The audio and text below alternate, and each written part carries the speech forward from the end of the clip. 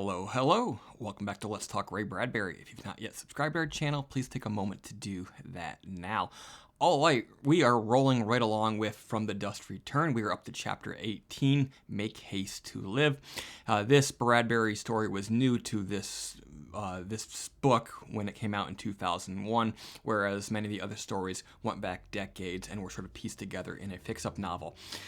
On the hill beside the house, the Elliott house that is, there is a graveyard. The graves go back many centuries, including to the Inquisition and the Crusades. One of the stones reads the name Angelina Marguerite. She's dead now, but in a few weeks she'll be born, Father tells Timothy. Sure enough, Timothy puts his head to the headstone and here's a heartbeat. A few weeks later, the family gathers to dig her up. They open the golden box, a golden casket. Inside, they find fresh loaves of bread and onions, symbolic of something. I'm not sure where that goes. That's superstition or mythology goes back to. But beneath the loaves and the onions is a beautiful young maiden in the prime of her life. She immediately begins to age backwards, like Benjamin Button. She and Timothy become friends very, very quickly, and she says, unfortunately, I'm going to have to leave soon. I'm in the prime of my life. I need to go experience love while I still can. Also, if I stay here and I'm aging backwards, people are going to notice, and that could be a threat to you. You expose your existence to the neighbors.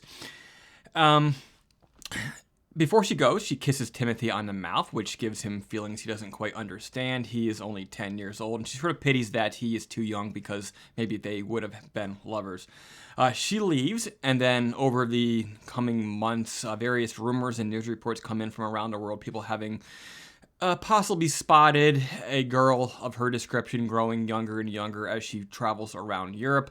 Finally, an Italian count comes to visit, and he speaks of a countess in Rome who is pregnant and has eyes and a smile that seem to resemble Angelina Marguerite, as if possibly she was her mother. So I'm very much reminded of the 1922 story, The Curious Case of Benjamin Button by F. Scott Fitzgerald. Of course, this story by Bradbury is much younger than that. It's beautifully written, as always, very flowery, flowing, poetic, has a sense of ease, and there's very much a sense of longing, which speaks to the longing of the girl, as well as the growing sense of longings of the young boy. Timothy is typically surrounded by death all his life, living with this strange family. It's cool here that he instead experiences new life. Usually we speak of a child's first experience with death being very traumatic and a very important moment in their life, and sort of how they come to cope with the experience of death. It's interesting that Timothy gets to experience the opposite for a change. He gets to experience the wonder of new life coming into existence. But also it speaks to the way that young boys and girls grow up, and in some cases grow apart. Also the idea that even as they're growing up together, girls often reach certain milestones quicker than young boys at that point in their life. And that's certainly the case here with Timothy, who is coming up against a girl who is ready to go off and experience more adult things, but he's not quite there. He's still only 10.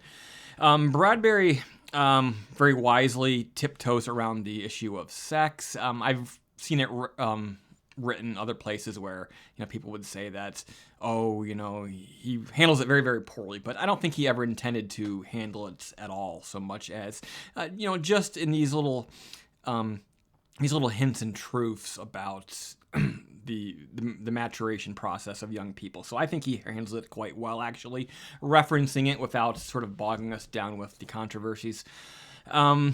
Bradbury often use young male characters as surrogates for himself. Timothy is certainly that here.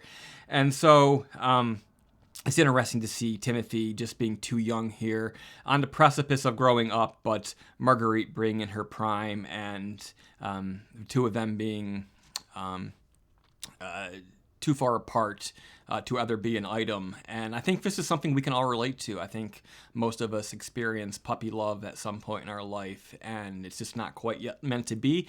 But sometimes those people who we experiences with early in our lives can be set up as sort of an ideal for future endeavors, and who we're looking for, who we're attracted to. And I think Bradbury, as he often did, he handles the maturation process, the growing up process, very nicely.